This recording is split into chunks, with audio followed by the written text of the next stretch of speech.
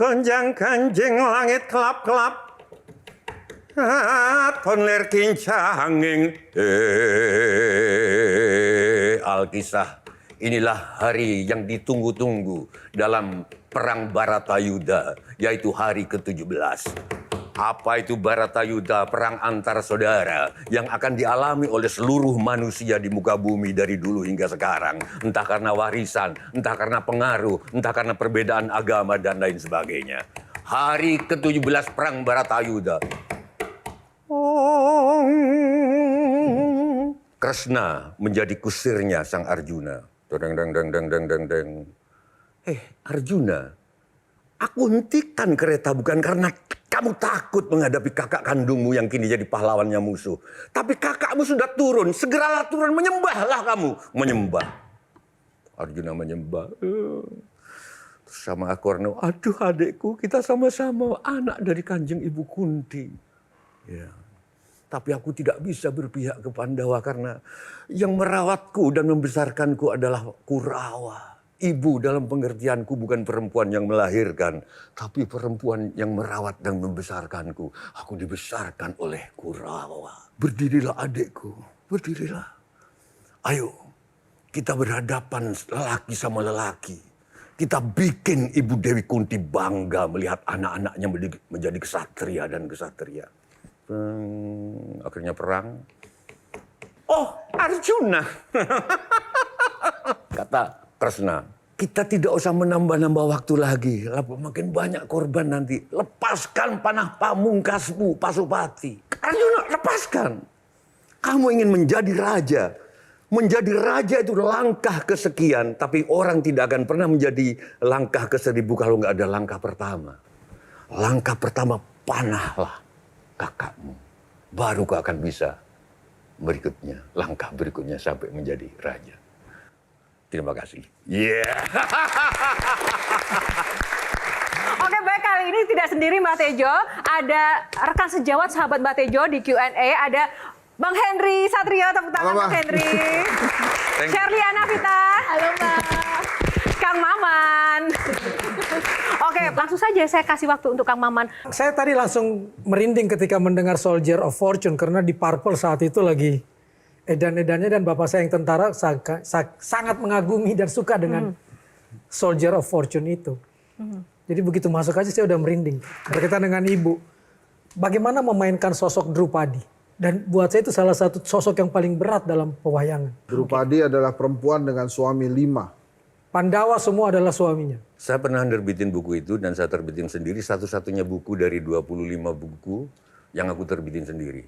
Karena aku nggak tahu mau ada penerbit yang menerbitkannya atau enggak. Tapi ada rencana aku terbitin kembali. Saya cenderung yang Henry. Saya cenderung di antara para dalang, saya cenderung yang Drupadi menikahi 5. Sebenarnya untuk mengcounter bahwa hanya pria yang boleh poliandri. Poligami ya? Poligami. Di situ aku melukiskan bagaimana cara Drupadi menghadapi Puntadewa.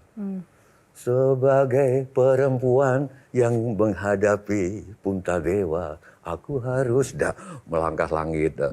Ketika dia menghadapi Bima yang gagah, dia lain lagi. Kita langsung serahkan kepada perempuan Shirley. Silahkan, Shirley ke Mbah Tejo. Dari segmen pertama sampai kedua, Mbah, Shirley itu kayak ngeliat sisi lain dari Mbah Tejo di Q&A. Jadi pertanyaan Shirley, apa arti perempuan bagi Mbah Tejo kalau begitu?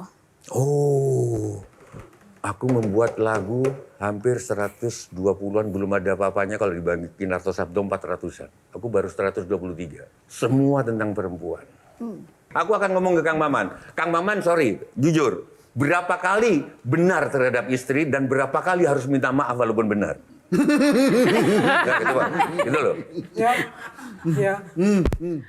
Kang Maman Kita itu benar, ya? tapi kita yang harus minta maaf. Ya, nggak apa-apa, Gitu itu loh. kan bentuk Dan ini pengabdian harus ya. ini ada menteri pemberdayaannya.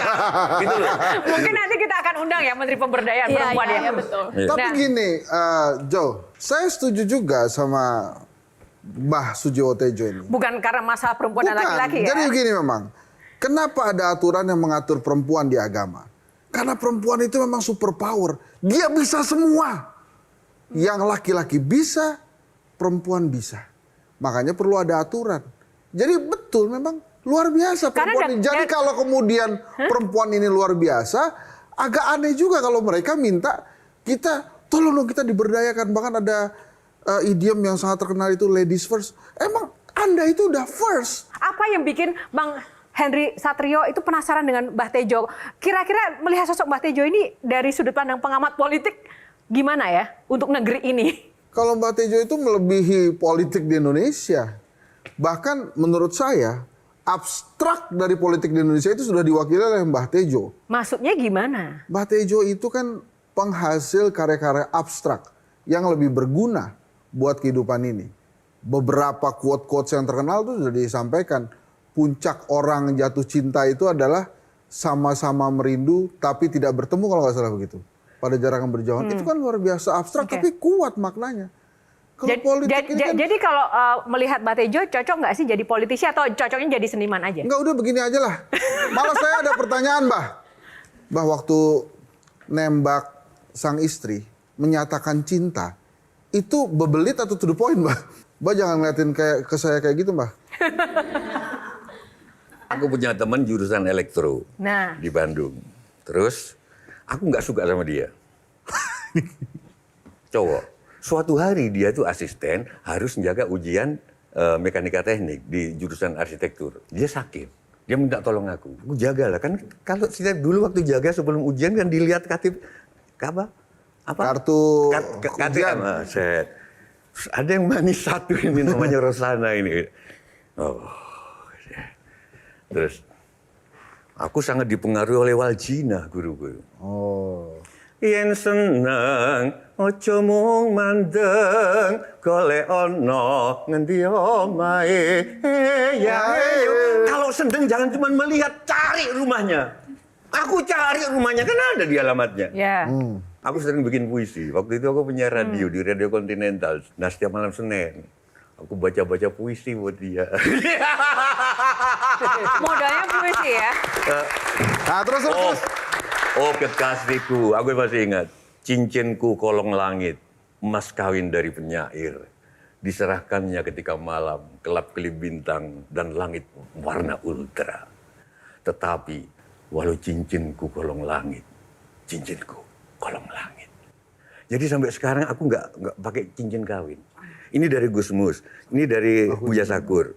Karena cincin kawin bagi aku itu apa? Cincin kawin adalah kolong langit. Ketika kemarin ada rame-rame soal PSN yang calon anak buahnya Pramono nanti di DKI, bukan mau undang-undang perkawinan. Oh ini gimana? Oh, udah, aku ketawa. Kalian nggak merasa malu perkawinan dijaga oleh undang-undang? Nggak merasa malu perkawinan dijaga oleh peraturan gubernur? Terus siapa yang menjaga pernikahan? Yang menjaga pernikahan kita adalah cinta. Baik. Belum selesai. Oh, belum Fokus itu gimana tadi? Itu nembaknya gimana tuh jadi? Ya nggak ada nembaknya karena kita... Terus gimana caranya dia tahu kalau Tadi abang- jawabannya dengan puisi yang membuat Rosana Iya. lulu. Mantra cintanya itu. Sampai dia ngirim tumpeng ke itu. Tapi nggak pernah aku ngomong bahwa aku cinta. Nggak. Tapi aku pernah punya prinsip, Kang Maman Sherly. Bukan laki-laki kalau belum pernah membawa lari perempuan. Oh, Karena maraton, jogging maksudnya Bukan, jogging. aku membawa Jogging lari bareng. istriku, karena orang tuanya nggak setuju. Kenapa nggak ada prosesnya? Aku nggak ada kerjaan. Ketika ditanya kerjaanmu apa, aku bingung. Aku jawab aja budayawan. Bingung kan orang tuanya waktu itu. Orang tuanya orang bisnis. Karena aku memang nganggur. Nganggur. Terus bawa lari anak orang. Bawa lari anak orang, tapi aku titipin di temennya di Bandung. Jadi nggak tidur sama aku. Aku bukan sok suci. Hidupku, tapi orang tuanya di Cilegon. Ngasih utusan dan akhirnya bisa kawin. Kawin, aku nggak punya duit, nggak punya apa, gimana ya? Aku bikin pertunjukan teater di Bandung. Temanku itu banyak di Bandung, Jo. Tapi bukan ITB temanku yang banyak, malah di IKIP. Jadi jurusan-jurusan teater itu, di UNPAD, jurusan film. Itu ngedukung semua, Jo. Bikin teater. Ngedukung semua. Ada yang kostum, ada yang nyetrikain kostum, ada yang... Semuanya gratis. Rumentang siang. Oh, Rumentang siang, ya. Gedungnya digratisin. Itu mas kawinku. Terus aku dikasih tahu ulama, sekarang jadi duta besar Lebanon, Kosin Gumaidi. Pak Kosin, boleh nggak ini jadi mas kawin? Nggak bisa, mas kawin nggak bisa jasa. Harus benda. kerikil aja boleh. Kalau kamu miskin kerikil aja boleh. Nggak kurang akal pertunjukan Mbah itu. jangan ngajarin Mana mau. nanti laki-laki atau perempuan nggak bermodal dong, Mbah. Loh, tapi faktanya daripada Masa dikasih kerikil? enggak ininya kata Pak Gosin. Yang penting benda. Ya udah. Teater tadi kita potretnya aku jadiin mas kawin di masjid. Ini mas kawinnya. Habis itu aku dibantuin teman-teman di Jalan Gagak untuk dikasih garasi Gagak dekat. Gagak Rimang. Gagak Rimang. Dikasih Yang arah garasi. Radio sana. Selama 6 bulan aku tidur di garasinya orang. Nah, setelah kemudian sedikit Makanya aku bingung lihat anak-anak sekarang, nggak tahu kalian Kenapa? termasuk anakku. Kenapa nggak nikah? Belum punya rumah. Kok masih terlalu banyak planning di sini. Nikah aja. Tuh, nikah aja. Saya setuju, mudah-mudahan Shirley dengar. Baik, kita jeda dulu ya. Itu juga. Jelajahi cara baru mendapatkan informasi. Download Metro TV Extend sekarang.